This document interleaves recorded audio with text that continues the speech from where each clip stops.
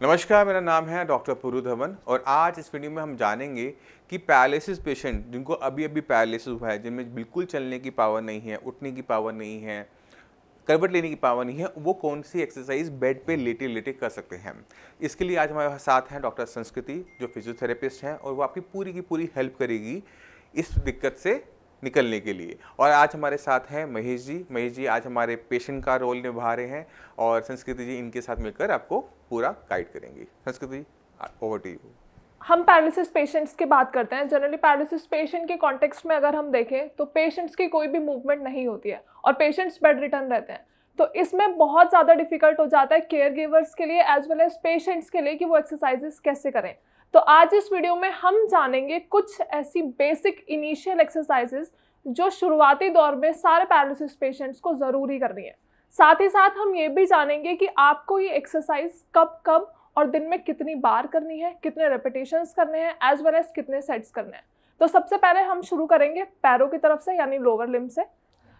तो सबसे पहले हमें पेशेंट को कंफर्टेबल पोजीशन में लेटाना है। ध्यान आपको ये रखना है कि जो गद्दा होगा वो ज़्यादा सॉफ्ट ना हो। पेशेंट की बॉडी स्थिर रहनी चाहिए, स्टेबल रहनी चाहिए और कंफर्टेबल रहनी चाहिए। तो सबसे पहले हम क्या करेंगे, हम सहारे से पेशेंट के एंकल की मूवमेंट कराएंगे, लाइक दिस। तो डॉक्टर साहब, इनमें दोनों को एक साथ करना होता है? हम दोनों को भी एक साथ कर सकते हैं या फिर हम एक एक भी कर सकते हैं। मगर हम जैसे देखते हैं कि अक्सर फिजियोथेरेपिस्ट दोनों ही साथ साथ करते हैं, दोनों साथ साथ करवाते हैं। यानी अगर आपको पैरालिसिस है, लेफ्ट साइड का है, इसका मतलब ये नहीं है कि हम राइट साइड की एक्सरसाइज ना करें। जब भी हम एक्सरसाइज करवाएंगे तो लेफ्ट और राइट दोनों की बराबर एक्सरसाइज करवाएंगे, क्योंकि लेफ्ट के ना चलने की वजह से जिस साइड पैरालिसिस हुआ है उस तरफ एक्सरसाइज ना होने की वजह से राइट भी वीक होना शुरू हो जाता है। तो हमने ध्यान रखना है कि जब भी हम फिजियोथेरेपी करवाएं तो दोनों साइड की बराबर करवाएं। अब सेकेंड एक्सरसाइज में हमें क्या करना है, हमें पेशेंट के पैरों को ऊपर की तरफ लिफ्ट करना है, जिसे हम कहते हैं हील स्लाइड्स। अब इसमें हम ये ध्यान रखेंगे क्योंकि हम एक्सरसाइजेस पेशेंट की करवा रहे हैं जिनकी बिल्कुल भी मूवमेंट नहीं है, तो आप सारे एक्सरसाइजेस सहारे के साथ कराएंगे। और कैसे कराएंगे, आपको अपना ये वाला नी बेंड करना है ऊपर की तरफ। करो स्ट्रेट, अगेन सहारे से, रिलैक्स। तो डॉक्टर साहब, इसे कितनी बार कर सकते हैं हम? ये एक्सरसाइज हमें 10 रेप्स करने हैं। इनिशियल 10 बार करने हैं इसको, शुरुआती दौर में हम 10-10 बार करेंगे, लेकिन एक साथ नहीं करेंगे, एक एक पैर का एक एक बार करेंगे। अब from the opposite, relax, again relax. अब इस एक्सरसाइज में हमें ये ध्यान रखना है, जब भी हम पेशेंट का घुटना मुड़वा रहे हैं ऊपर, तो बहुत बार ऐसा हो जाता है कि हम फोर्सफुली बहुत ज़्यादा एक्सर्ट कर देते हैं, मतलब हम पेशेंट को बहुत ज़्यादा पीछे की तरफ पुश कर देते हैं। तो पैरालिसिस पेशेंट्स में हमें ये ध्यान रखना है, मसल्स और बोन्स बहुत ज़्यादा स्ट्रॉन्ग नहीं है, तो आपको बहुत ज़्यादा फोर्स नहीं लगाना है और पेशेंट की कंफर्टेबल रेंज में आपको मूवमेंट करानी है। मगर डॉक्टर साहब, जैसे हमने आज सब्जेक्ट को लिया है, महेश जी हैं, उनको हमने मान के चल रहे हैं कि इनके लेफ्ट साइड में दिक्कत है, बट राइट साइड की एक्सरसाइज तो खुद कर सकते हैं जी, है ना? राइट साइड एक्सरसाइजेस खुद कर सकते हैं, लेकिन जनरली ऐसा होता है कि बहुत बार एक्सरसाइजेस पेशेंट ढंग से परफॉर्म नहीं कर पाते हैं। बट जिस साइड पैरालिसिस नहीं उस साइड तो करवा ही सकते हैं, उस साइड हम करा बोल सकते हैं कि थोड़ी सी एक्सरसाइज अपने आप कर लो। तो महेश करके दिखाओ जरा एक बार खुद ब खुद, बिना हेल्प के। सीधा करो पैर को अब, ठीक है। तो आपने ध्यान क्या रखना है कि आपका एक बॉडी के एक पार्ट में, लेफ्ट साइड या राइट साइड में पैरालिसिस है, दोनों साइड नहीं है। तो आपने इतनी डिपेंडेंट फिजियोथेरेपिस्ट पे नहीं होना, क्योंकि जब वो अपना फोर्स लगाते हैं तो वो थक जाते हैं। तो आप क्या करेंगे, लेफ्ट साइड जहाँ पे पैरालिसिस है उस एक्सरसाइज को हेल्प से करेंगे और राइट साइड की एक्सरसाइज अपने आप करेंगे। डॉक्टर साहब, नेक्स्ट एक्सरसाइज बताइए। अब हम करेंगे हिप अबडक्शन। हिप अबडक्शन में हमें क्या करना है, पैर बाहर की तरफ लेके जाना है, मतलब पेशेंट जिस पे बेड पे है, काउच पे है, उससे हमें पैर घिसेड़ के बाहर की तरफ लेके जाना है सहारे से। दिस अगेन, फिर से। जब हम कभी भी ऐसी एक्सरसाइज करवाते हैं तो हमने कोशिश ये करते हैं कि पेशेंट से भी दम लग पाए। नहीं लग पा रहा अलग बात, मगर हम अपने पेशेंट को बोल सकते हैं कि उसमें वो सपोर्ट करे। तो जैसे हम पैर को बाहर लेके गए, एक बार डॉक्टर साहब करके दिखाइएगा, पैर को बाहर लेके गए, अब पेशेंट को बोलो कि दम अंदर से दम थोड़ा सा तो लगाए अंदर की तरफ पैर लाने के लिए। तो ये अपनी तरफ से कोशिश करेंगे कि ये लेकर आ रहे हैं, नहीं हो पा रहा तो हम सपोर्ट कर रहे हैं। तो इससे क्या होता है कि जो एक्सरसाइज पहले पैसिव चल रही थी, यानी हमारे करवाने पर हो रही थी, वो धीरे धीरे एक्टिव में कन्वर्ट हो जाती है, यानी पेशेंट खुद ब खुद करना शुरू कर देता है। तो जब भी आपका पेशेंट माना 0 पावर है तो आपने पेशेंट को कोई एक्सरसाइज करवा रहे हैं तो उसको बोलिए कि अपना दम भी लगाए। अब हम करेंगे सिंगल लेग रेस, मतलब सीधा पैर आपको ऊपर की तरफ उठाना है। ये बहुत ही ज़्यादा टफ एक्सरसाइज होती है लेकिन बहुत ज़रूरी है करना, क्योंकि सारी मसल मूवमेंट और ब्लड सर्कुलेशन हमें एनहेंस करनी होती है। तो इसके लिए आप केयरफुली बहुत ज़्यादा सपोर्ट के साथ कराओगे, और जितना सपोर्ट आप ले सकते हैं। हम हैंड प्लेसमेंट की भी बात करेंगे इसके अंदर। आपको एक हाथ पैर के नीचे की तरफ रखना है, मतलब एंकल के नीचे, और दूसरा प्रॉपर ग्रैप आपको करना है नी के नीचे, एंड अगेन अप स्ट्रेट, बस डाउन। अक्सर फिजियोथेरेपिस्ट करवाते समय पेशेंट अपनी मसल्स को लूज छोड़ देते हैं कि ठीक है डॉक्टर साहब, आपने जो करना है करना कर लो।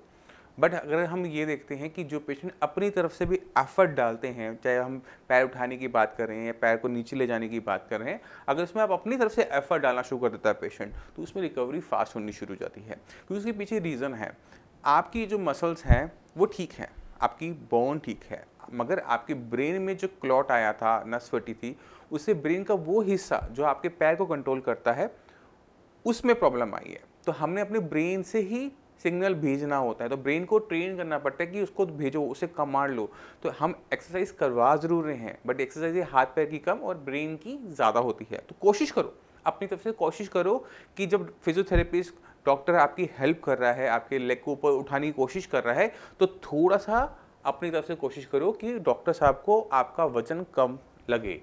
क्योंकि अब अगर हम अपने पैर के बारे में बात करें तो 10-12 किलो के आसपास उसका वेट होता है। अब इतना वेट डॉक्टर उठा रहा है और कई बार करवा रहा है, थक जाएगा। तो कोशिश करो कि थोड़ा सा अपनी तरफ से भी जोर डालो, चाहे पैर उठाने में, पैर को नीचे रखने में, घुटने मोड़ने में, क्योंकि यही तो हमें चाहिए, ये तो हमें ठीक होकर करना है। तो उसको हम अभी से शुरू करेंगे। नेक्स्ट अब हम करेंगे आइसोमेट्रिक एक्सरसाइजेस। मतलब आप जब भी एक्सरसाइजेस करते हैं पेशेंट्स, तो हमें महसूस होता है मसल्स के अंदर कॉन्ट्रैक्शन, यानी ऐसे लुप छुप जिसे हम कहते हैं। अभी आपको नीचे की तरफ कट, नीचे की तरफ प्रेशर लगाना है, पैर टाइट, रिलैक्स। ये बिल्कुल वही चीज़ है जो मैं आपको बता रहा था। यहाँ पर अब हम पेशेंट को बोल रहे हैं उसको दबाने के लिए, जोर लगाने के लिए नीचे की तरफ। हम अपनी तरफ से कम लगा रहे हैं, पेशेंट को ज़्यादा बोल रहे हैं कि आप इसको अपने पैर को बिस्तर के अंदर दबाओ। अब यही हम नी के साथ भी करेंगे, ताकि हमारी नी की मसल्स में भी कुछ फ्लक्चुएशंस हो, स्टिमुलेशंस हो। सेम ऐसे फिस्ट बनानी है आपको। आप अपनी फिस्ट भी यूज कर सकते हैं, या फिर आप टाल का रोल भी यूज कर सकते हैं, या फिर हम फोम रोलर भी यूज कर सकते हैं। बेसिकली आपने एक तकिया बनाना है, चाहे आप वो टॉवल का बनाओ, चाहे आप वो फोम रोलर ले लो, चाहे अपने हाथ से इसको यूज़ करो। आपने कोशिश करनी है कि पेशेंट को नीचे दबाने के लिए, मतलब घुटने से भी वो, अब डॉक्टर साहब का वो हाथ नीचे की तरफ दबा रहा है, तो हम इसको इस्तेमाल करेंगे, इसको यूज़ करेंगे इस एक्सरसाइज को पेशेंट की मसल्स में पावर लाने के लिए, इसमें कॉन्ट्रैक्शन लाने के लिए। नाउ दोनों घुटने एक साथ ऊपर की तरफ बेंड करने हैं, रिलैक्स। अब इस एक्सरसाइजेस को कराते टाइम हमें ये ध्यान रखना है कि पेशेंट्स के एंकल हवा में नहीं होने चाहिए, मतलब मोड़ो, मतलब हमें ये नहीं कराना है पेशेंट्स का कट पैर नीचे रगड़ा खाते हुए जाना चाहिए, मतलब बेड से टच होते हुए ऊपर की तरफ जाना चाहिए। आपने पैर को बिस्तर से नहीं उठाना, आपने उसे घसीटना है, क्योंकि इसमें ताकत थोड़ी सी कम लगती है, बैलेंस बना रहता है। Relax. Now next and the last exercise, अब हम करेंगे नी रोल्स। मतलब आपको दोनों घुटनों को एक साथ रखना है, लेकिन सपोर्टिवली रखना है, क्योंकि हम पैरालिसिस पेशेंट के लिए एक्सरसाइजेस कर रहे हैं। उनकी मसल्स इतनी ज़्यादा स्ट्रांग नहीं होती, तो बहुत बार पैरों की मूवमेंट अच्छे से नहीं होती। तो अब हम इसे ध्यान से समझेंगे कैसे करना है। दोनों घुटनों को ऊपर की तरफ मोड़ेंगे, और अब आपको दोनों नीज एक साथ रोल करना है, लेफ्ट एंड राइट। ये हम इसलिए करते हैं कि पेशेंट को बिस्तर से उठने बैठने में दिक्कत ना हो। ये हेल्प करता है आपको करवट लेने में। अब आप सोचो कि आप अगर बिस्तर पर हो, आपको उठना है, खड़ा होना है, तो आपको क्या एक टाइम में तो एक थोड़ा सा रोल करना पड़ता है, फिर पैरों को आप नीचे करते हैं, फिर आप खड़े होते हैं। तो ये जो एक्सरसाइज है पेशेंट की बैक की भी एक्सरसाइज करवाती है और पेशेंट को रोल होकर खड़े होने में हेल्पफुल रहती है। तो अभी हमने जितनी भी एक्सरसाइज देखी डॉक्टर साहब ने हमें बताई, इनके आपने 10-10 के सेट करने हैं। दिन में 2 बार कोशिश कीजिए कि पेशेंट को करवाएं, मगर आपने इस पे डिपेंडेंट नहीं रहना। आप इसके साथ पेशेंट को खड़ा करके चलवाने की कोशिश ज़रूर करेंगे, चाहे आपको पेशेंट का पैर को घसीटना पड़े, पैर को पीछे से धक्का देना पड़े, क्योंकि ये ज़रूरी है। अभी हमने सारी एक्सरसाइज हर एक मसल की अलग अलग उस सेट में की, अलग अलग तरीके से की, मगर जब हम चलते हैं तो हमें सारी की सारी मांसपेशियों की सारी की सारी मूवमेंट की आपस में इंटीग्रेशन चाहिए होती है कि हम सारी की सारी मूवमेंट्स को सिंक में लेकर आ सकें, उनके बीच में एक लेकर आ पाए। और उसके लिए हमें वही काम करना पड़ता है जो कि हमने बाद में करना है। हमने पेशेंट को ठीक करके क्या करना है, चलवाना है ना, तो हम पेशेंट को खड़ा करके कोशिश करेंगे कि दिन में आधा घंटा पौना घंटा, चाहे हमें सहारा देना पड़े, चाहे हमें उनके पैर को घसीटना पड़े, धकेलना पड़े, कोई फ़र्क नहीं पड़ता, बट पेशेंट को हम जितना हो सके, जितनी जल्दी हो सके चलाने की कोशिश करेंगे। उससे क्या होता है, जब हम खड़े होते हैं तो हमारा सारा का सारा वेट हमारी लेग्स में जाना शुरू करता है। हमारे बॉडी को कितना वेट संभालना है, कहाँ डिस्ट्रीब्यूट करना है, वो हमारे ब्रेन को समझ में आना शुरू हो जाता है। तो एक्सरसाइज फिजियोथेरेपिस्ट अलग जगह है और आपने पेशेंट को चलाने की कोशिश डे 1 से ज़रूर करनी है। तो मैं उम्मीद करता हूँ इस वीडियो से आप काफ़ी कुछ समझ गए कि ऐसे पैरालिसिस पेशेंट जिसको अभी अभी हुआ है, ज़ीरो पावर है, वो कैसे अपनी लेग की एक्सरसाइज फिजियोथेरेपिस्ट करवा सकता है, वो भी पैसिव मूवमेंट के अंदर। और यही पैसिव मूवमेंट धीरे धीरे एक्टिव में कन्वर्ट हो जाती है। फिर भी आपके माइंड में कोई भी डाउट हो, कुछ भी पूछना चाहते हो कि किस तरह से पैरालिसिस पेशेंट में इंप्रूवमेंट लेकर आते हैं, उसके लिए आप हमारे डॉक्टर से कॉन्टैक्ट कर सकते हो। अब मैं चाहता हूँ कि कुछ हाँ पैरालिसिस पेशेंट से मिले जिनसे उन्होंने हमारी हेल्प लेके किस तरह से अपनी बीमारी को हराया है, उसको आप समझ पाएंगे, देख पाएंगे और खुद ब खुद समझ जाएंगे कि हर एक चीज़ की अपनी एक अलग इंपॉर्टेंस है और हर एक चीज़ को अगर गहराई से समझ के हम काम करेंगे तो पेशेंट में तेज़ी से इंप्रूवमेंट हमें देखने को मिलेगी। नमस्कार, मेरा नाम है डॉक्टर पुरु धवन और आज मैं आपको मिलवाना चाहता हूँ एक पैरालिसिस पेशेंट जिनकी एज है 63 की एज के अंदर पैरालिसिस को हराना आसान काम नहीं होता। तो चलते हैं पेशेंट के पास और उनसे जानते हैं कि उन्होंने इसको कैसे सहा और कैसे इसको देखा। तो शर्मा जी, ये आपको हुआ कब था? मेरा नाम GR शर्मा है और मेरे को ये ब्रेन स्ट्रोक का दूसरा अटैक है। पहला कब हुआ था? पहला 2014 हुआ। 2014 में। तब उससे रिकवर पूरे हो गए थे? उसका पूरा रिकवर नहीं हो पाया, लेकिन ये 2019 आते आते मुझे दोबारा फिर अटैक हो गया ब्रेन स्ट्रोक का। और ये राइट साइड का हुआ, पहले भी राइट को हुआ था, अब दोबारा भी राइट का हुआ। ठीक है। तो मेरे को चलने फिरने में दिक्कत थी और डॉक्टर साहब की मैंने दवाई खाई। अभी तो 1 ही महीना हुआ है, 1 महीने में मेरे को बहुत इम्प्रूवमेंट है। तो ये जब आपको हुआ था तो आपने कहाँ से इलाज करवाया था? जब मुझे ये सेकेंड टाइम जब हुआ है? हाँ, पहले टाइम भी मैंने एस्कॉर्ट फोर्टिस में करवाया, इलाज कराया। डॉक्टर ने मुझे कहा भाई मेरे को एलोपैथी का जो इलाज करना था कर दिया, अब आप इसके बाद देसी ट्रीटमेंट कराओ। डॉक्टर ने बोला? आयुर्वेदिक। हाँ, डॉक्टर ने बोला? हाँ, डॉक्टर ने कहा अच्छा कि आयुर्वेदिक का ट्रीटमेंट कराओ, उससे शायद आपको बहुत आराम मिलेगा। तो मैंने आयुर्वेद में भी इलाज कराया। अब सेकंड बार टाइम हुआ मुझे, तो मुझे डॉक्टर साहब जो संजीवनी, इनसे मुलाकात हुई। तो इन्होंने 1 महीना हो गया मुझे दवाई खाते खाते, जिससे मुझे बहुत आराम है।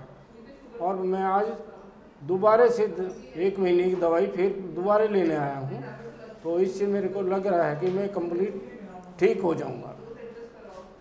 शर्मा जी को जब पहली बार हुआ राइट साइड में हुआ, उसके बाद जब 2019 में हुआ तो एक ही जगह पे दोबारा स्ट्रोक पड़ने की वजह से, दोबारा से नुकसान होने की वजह से शर्मा जी को जो चलने में दिक्कत आने लगी थी कि चल नहीं पाते थे, पैर नहीं उठा पाते थे। तो जब हमने इनको मेडिसिन दी थी तो किसी वो हाथ पैर की रोग की नहीं थी, क्योंकि चल तो पैर नहीं रहा था। बट जब भी पैरालिसिस होता है तो उसका जो ट्रीटमेंट होता है वो ब्रेन से स्टार्ट होता है। अगर आपके ब्रेन का एक हिस्सा डैमेज हो गया है तो हमें वहीं पर ही रिपेयर अप करना पड़ता है। तो जो हमने आपके ब्रेन के साथ किया, हमने किया था न्यूरोप्लास्टिसिटी। न्यूरोप्लास्टिसिटी के अंदर हम क्या करते हैं कि हम ब्रेन को दोबारा से अपने अंदर विकास करने की क्षमता देते हैं। वो दिन याद करो जिस दिन आपको हुआ था, उस दिन आपका हाथ नहीं चल रहा था, पैर नहीं चल रहा था, मगर अगले 6 महीने के अंदर हाथ भी चलने लगा और पैर भी चलने लगा। ऐसा सारे पैरालिसिस पेशेंट के साथ होता है। दिक्कत पहले 6 महीने में नहीं आती है, पहले 6 महीने में मैक्सिमम लोग अपने आप ठीक हो जाते हैं। दिक्कत आती है उसके बाद 6 महीने के बाद, 6 महीने कि जब ये न्यूरोप्लास्टिसिटी, जब दिमाग की विकास करने की क्षमता बंद हो जाती है। आपका एक जख्म हुआ तो कुछ टाइम में वो भरेगा, अगर वो टाइम से नहीं भर पाया तो वो नासूर बन जाता है। ऐसे ही कुछ आपके ब्रेन के साथ होता है। जब दिमाग में चोट लगी, पहले 6 महीने में भर गया, अब चलने लग गए, हाथ चलने लग गया, ठीक है, नहीं चलता ना, तो वहाँ पर दिक्कत हो जाती है। तो वहाँ पर हमें दोबारा से दिमाग के अंदर विकास करवाना पड़ता है। जब वो डेवलपमेंट स्टार्ट होती है तो आपके अंदर चेंजेस आने शुरू हो जाते हैं। वही आपने देखा, अब आपने इनकी पहले वाली वीडियो देखोगे या बाद वाली वीडियो देखोगे तो उसमें आपको खुद ब खुद ज़मीन आसमान का फ़र्क नज़र आना शुरू होता है। ये इसलिए होता है कि जब हम सही तरीके से सही जगह पे काम करते हैं। तो जो बाकी जो पैरालिसिस पेशेंट है उन्हें कुछ कहना चाहोगे? बहुत जल्दी, मैं मानता हूँ बहुत जल्दी, कभी 1 महीना हुआ है, बट 1 महीने की इम्प्रूवमेंट देख के कुछ कहना चाहोगे उनको? नहीं, ऐसा है डॉक्टर साहब का इलाज 1 महीना होगा, मुझे इंजेक्शन भी दिए हैं कुछ और दवाइयाँ भी दी हैं। मुझे फीलिंग ये हो रही है कि मैं जल्दी रिकवरी आपकी और कर लूँगा और जल्दी से मैं ठीक भी हो जाऊँगा एकदम से। ठीक तो आप हो गए हो? हुए, एक बार चल के दिखाना इनको अभी सबको। ठीक है।